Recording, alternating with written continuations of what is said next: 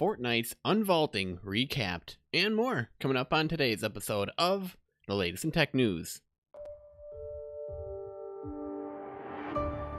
Hey Gadget here, you're just in time for the latest episode of the world's only 3-in-1 show on tech, gadgets, and gaming news. That's right, this is the latest in tech news. My name is Taylor American, and if this is your first time here, hit that subscribe button down below and hold off on that like button until you actually get to a part of the show that you like. Speaking of like, well, depending on how you feel about the turn of events, a lot of things went down at Fortnite's Unvaulting event that happened over the weekend.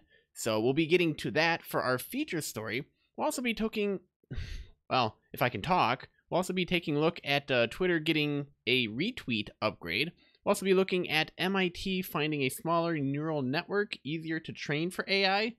We'll also be taking a look at Microsoft botching their HoloLens 2 demo at Build 2019.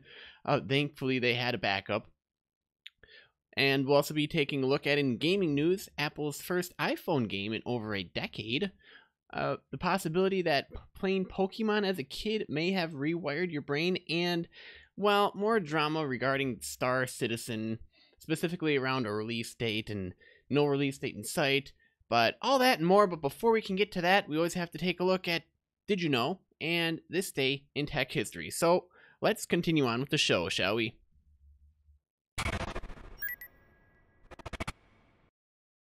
Alright, did you know? We're at that part of the show where we get to test your knowledge on tech. And, well, let's see if you knew that there are Braille accessories for smartphones. Yeah, it's true. I'm not making this up.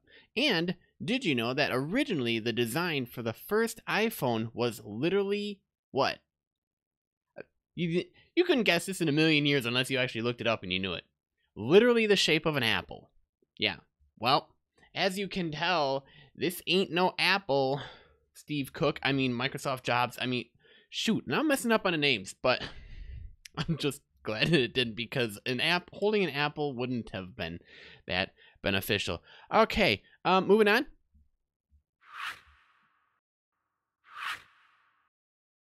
All right, and with that out of the way, we're moving right on over to this day in tech history, and being that today is May 6th, 2019, on this day in history, in 1998, at the Flint Center Theater, the same place where the Mac was first unveiled in 1984, Steve Jobs introduces the original iMac. This iMac was later known as the Bondi Blue after the color of its case, named after a beach in Australia. According to Jobs?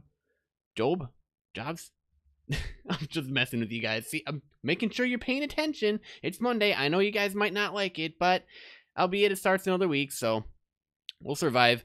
Me, I won't. By the end of this week, I'm going to be so flustered with work that I'm going to be like, I need a weekend off. According to Jobs, the iMac is the internet age computer for the rest of us. Originally slated to be available in 90 days, it will actually be released on August 15th. Apple will book an unprecedented 150,000 orders before its release, marking the beginning of Apple's renaissance. It also ushered in the era of Apple adding the letter I to just about every product it created. But hey, Apple has over $137 billion in cash right now, so who can really argue about that? And also, on this day in history, in 1949, British computer EDSAC performs the first calculation. The EDSAC, EDSAC, performed its first calculation. Maurice Wilkes had assembled the machine, the first practical stored program computer at Cambridge University. An earlier machine at the University of Manchester was too small for practical purposes. His ideas grew out of the Moore School lectures he had attended 3 years earlier at the University of Pennsylvania. For programming the EDSAC, Wilkes established a library of short programs called subroutines stored on punched paper tapes. It performed 714 operations per second, which was whopping incredible at the time. Now, you can snap your fingers and you're like, hey, guess what? My computer, my smart device, I'm hitting the microphone, and a monitor. Okay, I need to stop trying to bring on props on screen. Apparently, Octavius, my producer, who's off screen, he's yelling at me saying, you're ruining the whole entire show, nobody's paying attention, we want to get to the feature story. I know. So, without further ado, let's get on to today's feature story, shall we? Okay, so to recap, Tilted blew up, Polar Peak has a hole in it, Retail Row blew up, and we have the drum gun back. I'm so happy that all of this stuff happened all at the same time. Okay, so let's break it down first. How many of you are excited for the changes that happened? How many of you aren't? And what do you wish was done differently? Let me know down in the comment section down below. We're actually looking at an article that includes the cinematic replay of the Fortnite Unvaulting event. Now, I know a handful of you, or maybe more than a handful of you, were unable to attend said event. I actually didn't. I wasn't in the game at all. I was actually at work at the time when it happened. So I had to watch the video replay of it later. I actually watched Ninja playing it on a video recap later. But it was actually kind of interesting. I thought it was kind of interesting. So obviously we have to recap because I didn't do a show on Saturday and I don't do a show on Sunday. So here we are on Monday recapping the cinematic events of the Unvaulting event. Now we won't be watching the video, but if you guys are interested in watching the video, the article links for this article and all the other articles that we talk about on today's show can be found at technewsgadget.net/110110, and you can go ahead and enjoy it. And if you're actually listening to this via audio on a podcast, however you get more details or more information, tap, swipe, you should have all the article links right there at your fingertips. So, the Fortnite Unvaulting event took place on May 4th, 2019. May the 4th be with you. Unfortunately, a large portion of players were affected by technical issues. Oh, a large portion, more than a handful, and were unable to view the event. I guess right now Epic Games has a replay that you can download to your computer and then load up so you can actually jump into the event and watch it unfold on your computer, or you can just watch the video replays of your favorite streamers or YouTubers or Facebook livers. What do you call them? Facebook live streamer, Facebook gamer, live gamers, something like that. Or if you're using Periscope for Twitter, good luck there. But if you weren't able to view it, you got bugged out and stuck on the outside of the map, you're getting a free glider out of that. So worry not. The cinematic movie features drone shots of the event rather than a third-person perspective most players seen during the event. Whether you partook in the event or not, it is quite the mesmerizing video. Now, we won't be watching it, like I said, so the link to watch this will be in the show notes. So let's break down what happened for those of you listening or wanting to recap. First and foremost, the timer displayed above Loot Lake counted down to 0. Once the timer completed, the Loot Lake structure began to spin and open up as the ruins were drained of their power.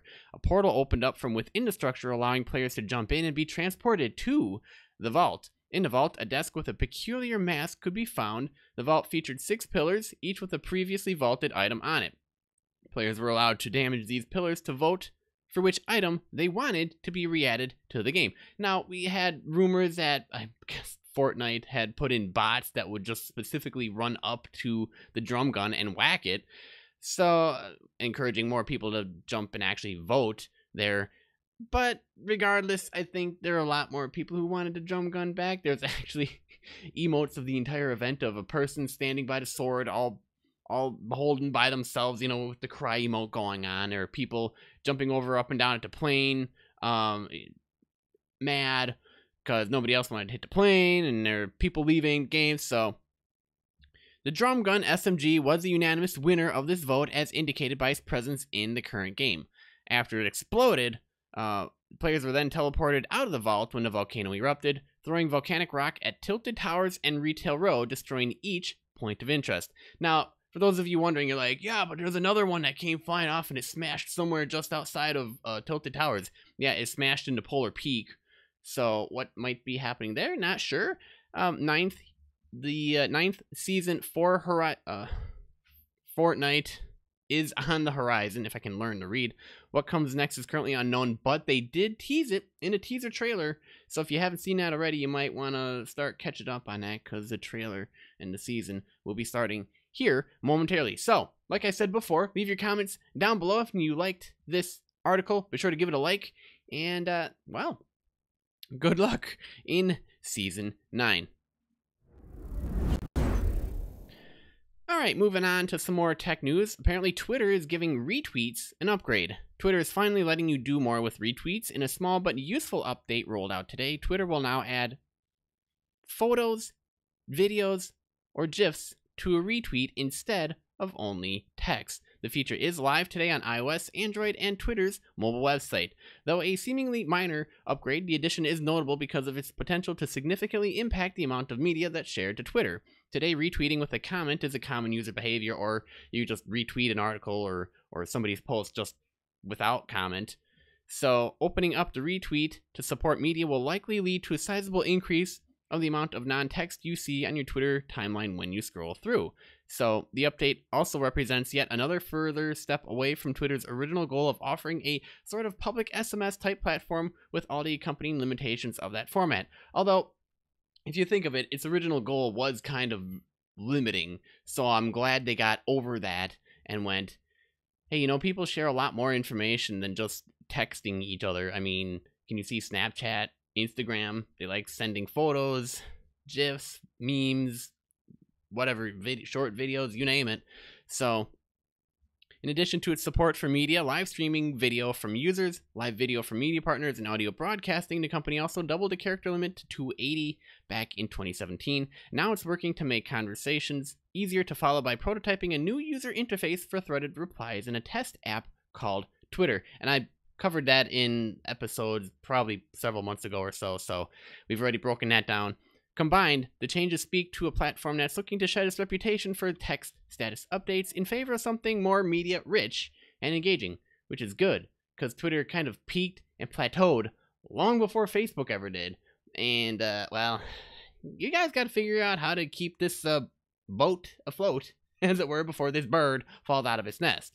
So, this could lead to increasing user time on Twitter, which then helps boost ad revenues. The company said the updates to the retweet feature required teamwork and collaboration across multiple teams, as the changes impacted things like the tweet detail page, timeline, and accessibility features, and parity across Twitter clients. But the wait is now over, and as you can see in the video, they actually retweeted themselves, so yay! The most exciting part of this project was that we are working on a feature that many people have asked for, wrote the Twitter engineering account in an update today. We're very excited to launch this feature across Twitter, and we can't wait to see how it's being used by all of you. So if you guys have any comments you'd like to share, hey, let us know on Twitter or down below in the comment section on this video. In either case, finally, they're moving in the right direction. I'm glad. So let's head on to some more tech news. So, in more tech news, MIT is finding a smaller neural network might be more beneficial than a large one when it comes to AI-based technology. Despite all the advances in artificial intelligence, most AI-based products still rely on deep neural networks, which are often extremely large and prohibitively expensive to train. Researchers at MIT are hoping to change that. In a paper presented today, the researchers reveal that neural networks contain subnetworks that are up to 10 times smaller and could be cheaper and faster to teach. To train most neural networks, engineers feed them massive data sets, but that can take days and expensive GPUs. Researchers from MIT's Computer Science and Artificial Intelligence Lab found that within those trained networks are smaller subnetworks that can make equally accurate predictions. So, this is a so-called lottery ticket hypothesis based on the idea that training most neural networks is something like buying all the tickets in a lottery to guarantee a win. By comparison, training the subnetworks would be like buying just the winning tickets. The catch is that the researchers haven't figured out how to find those subnetworks without building a full neural network and then pruning out the unnecessary bits. If they can find a way to skip that step and go straight to the subnetworks, the process could save hours of work and make training neural networks accessible to individual programmers, not just huge companies. But determining how to efficiently find subnetworks and understanding why some are better at others than learning will likely keep researchers busy for years. Moving on to some gadget news, I'm so glad that Microsoft decided to demo its first HoloLens build and massively flop at it, which, you know, you always have to take at least 2 steps forward on anything new that you introduce to the table and then take 1 step back. So anything can happen during a live event, or not happen, as it just so happens Microsoft Build 2019 opened up with a whole lot of nothing thanks to a botched HoloLens 2 demo. To kick things off, John Nall, the chief creative officer at Industrial Light and Magic, and Andrew Chaikin, a space historian and author, took to stage wearing HoloLens 2 headsets. They rattled off some prepared lines about showing us the power of the Unreal Engine and HoloLens 2 to recreate the Apollo 11 moon landing. Now, what followed was a fancy galactic background, some cosmic space whale music, some camera panning, and a sheepish admission from Chaikin that doing a live demo is harder than landing on the moon. Cue some awkward laughs from the audience, followed by them engaging in some whoopsie-daisy that didn't work banter before promptly exiting stage right. And here you go, you have the photo proof. Just in case you're like, that didn't happen, it totally did. See, here it is, photo proof, not photoshopped. So, the goof had some strong Michael Bay energy from that one time he failed to read a teleprompter during a Samsung CES event. It's also not the first time a live demo has backfired for Microsoft. Keep in mind, back in the day, a demo of Windows 98 crashed on live TV, and a silently mortified Bill Gates did his best impression of the thinking face emoji, which is probably how it got its start. All in all, it was a most bizarre start to Build 2019. Let's just hope it's not the most memorable thing. And as it turns out, all is not lost. You can check out this YouTube dress rehearsal video of how the very cool HoloLens 2 demo should have gone down. And while we're not going to be watching that video, it's actually quite impressive. So I'll have a link to that in the show notes. This is coming to us from Gizmodo.com. So it's actually pretty intriguing. This HoloLens 2 demo, you can see the spaceship flying. You can actually take it, you can stop it, you can break it apart, and then you can watch the whole landing as it lands down. And then as the astronauts jump out, and you can look at it from all angles. It's actually pretty impressive. It's pretty cool. So maybe if they just played the dress rehearsal video instead of actually going up on stage, probably would have went out better. But then people wouldn't have had the cool aspect of actually being on stage and going, whoa, this is pretty cool. I want to get me one of them.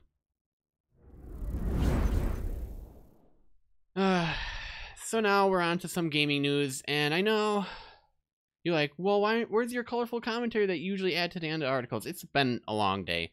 I'm kind of tired. And I know it's Monday, so I'm just going to go and get through the news as quickly as I can. And, well, if there's any comments that you guys want to add at any time, feel free to. I mean, I don't feel the need to comment on all the stories all the times. A lot of times, the article itself basically covers it to the fullest. And maybe I'll have a couple of things to add here and there, but I'm always interested in what you guys are thinking or talking about. So we're on Twitter, we're on Facebook, we're on YouTube, so feel free to engage with us there, start a conversation there. So speaking of playing a game, did you know that Apple actually makes iPhone games? Yeah, well, the last one they did was like a decade ago. This one, however, stars Warren Buffett, and it's called Warren Buffett's Paper Wizard. Now, Apple doesn't do gigs by half measures, apparently. Tim Cook made an appearance at Berkshire Hathaway's annual meeting where he jokingly suggested in a short film that Warren Buffett could have a newspaper-tossing iPhone game, but it turns out that it wasn't. Empty banter. The game is actually real. Apple has released a Warren Buffett's Paper Wizard title for iPhones that has you tossing papers, much like Buffett did as a child, to earn Warren Bucks based on your delivery skills. Think of it as a first-person touchscreen paperboy for would-be billionaires. The title is credited to Wildlife Designs in the App Store, but the splash screen and the game's terms make it clear that Apple is directly responsible. That makes the app something of a milestone. As Mac Rumors noted, it's the first game Apple has released since 2008, when it created an iPhone-friendly version of its iPod title, Texas Hold'em. No, this doesn't herald a return to regular in-house game development at Apple. However, it does show that Apple is willing to commit to the bit, even if it knows it's not about to produce a mobile gaming classic in the process. Though, truth be told, you could probably get a cult following to go around this, and people going, hey, check this out, Pokemon? I deliver papers for a living. And if you're listening to audio going, what the heck are you doing? Well, you got to be watching the video of this, guys. YouTube.com/TechNewsGadget, and you'll actually see there's video, there's images, there's me. I mean, man, can't get any better than that, can you? Moving on to more gaming news. Apparently playing Pokemon as a kid may have rewired your brain, and I'm glad that I didn't, because if you played Pokemon video games extensively as a kid, there's a good chance that a specific region of your brain gets fired up when you see the characters now. In a recent study, I'm not making this up, In a recent study, researchers from Stanford University showed test subjects hundreds of Pokemon characters, and as you might expect, the brains of longtime Pokemon fans responded more than those unfamiliar with the game. But what's more surprising is that in all of the fans, a specific brain fold responded, an area just behind the ears called the occipitotemporal sulcus. And I can't believe I got that name right on the first time. It's basically right here. Scientists already knew that humans have specific areas of the brain used to recognize faces, words, numbers, and even celebrities like Jennifer Aniston, Bill Clinton, and Kobe Bryant. Those areas of the brain are often in the same place for large groups of people. A recent study by Harvard Medical School found that for monkeys to develop similar regions, they need to be exposed to objects from a young age.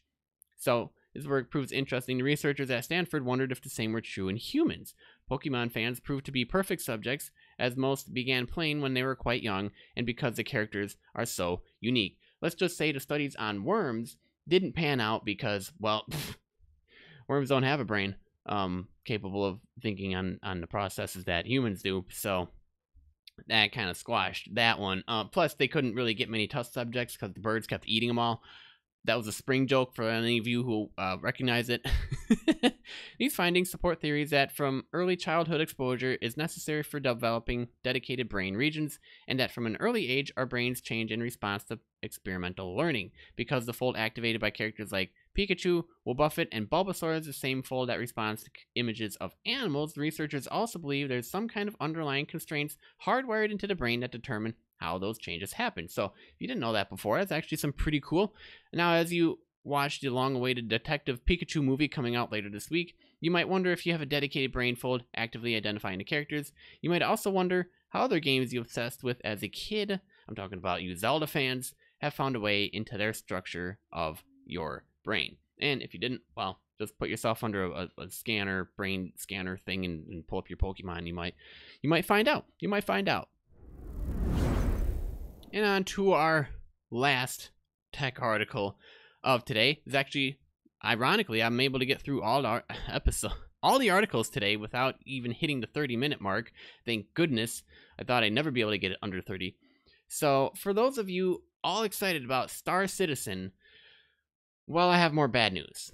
Still no release date in sight.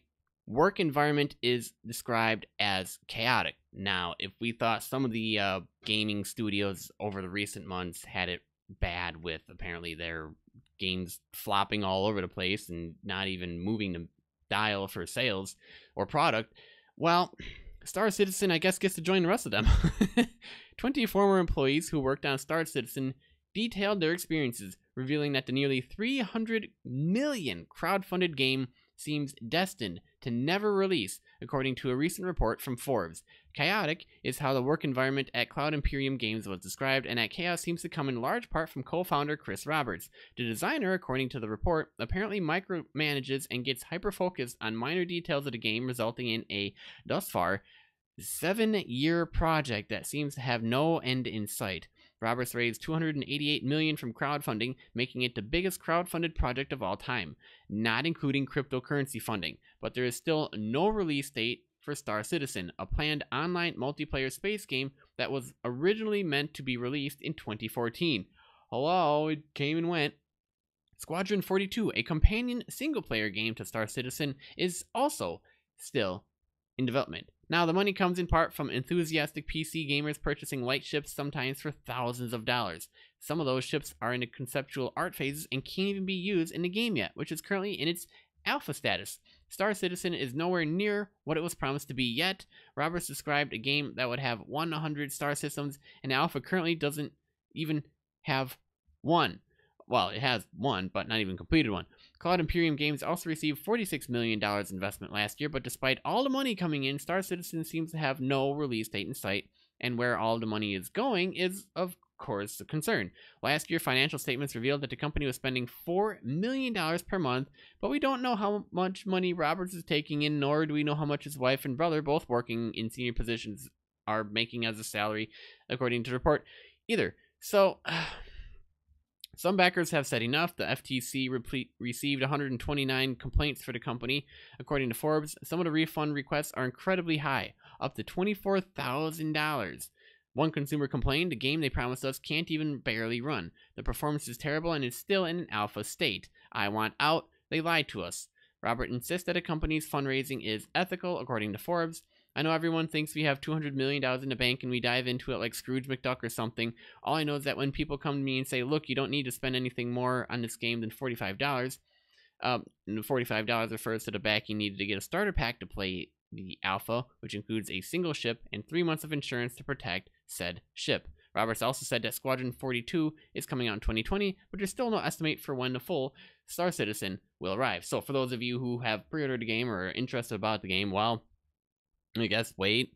Not really much I can tell you there outside of the fact that, can these people just figure out how the heck, I mean, it looks great. You get a whole bunch of, you got probably one of the biggest crowdfunded games in the history of gaming, if not the biggest one. Did you know what you're doing? I mean, did you have everything set in place? And I can see the big problem here is the co-founder micromanages everything. Just let the team do their job, okay? Step back, let the team do their work, do what they're assigned to do in the roles that they're put in. You can't be everywhere at once, nor do you need to be. Guess what? It'll all work out just fine. Just like Endgame, it'll work out just fine. And no, I'm not spoiling anything because, oh my goodness, the movie itself, it's already grossed $2 billion. It's already right up there in the top two. All it has to do is get a little bit more, and it's going to beat Avatar for highest grossing film of all time in current dollars too, which is quite impressive. So, I mean, for crying out loud, guys,